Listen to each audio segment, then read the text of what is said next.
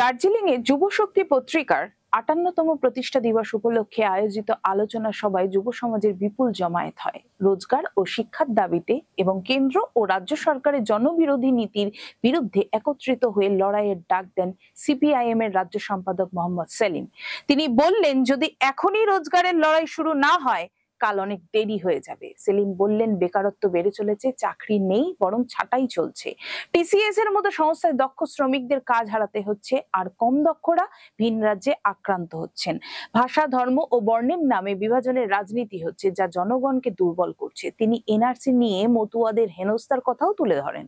DYFI এর ডাকে চকবাজারে ও জিডিএনএস প্রাঙ্গণে কর্মসূচি অনুষ্ঠিত হয়। জায়গার অভাবে লাইব্রেরির বদলে অডিটোরিয়ামে সভা হয়। দার্জিলিং ও সমতল থেকে বিপুল যুবক যুবতী অংশগ্রহণ করেন। পাহাড়ে ছিল ব্যাপক প্রচার ও অর্থ সংগ্রহ কর্মসূচি।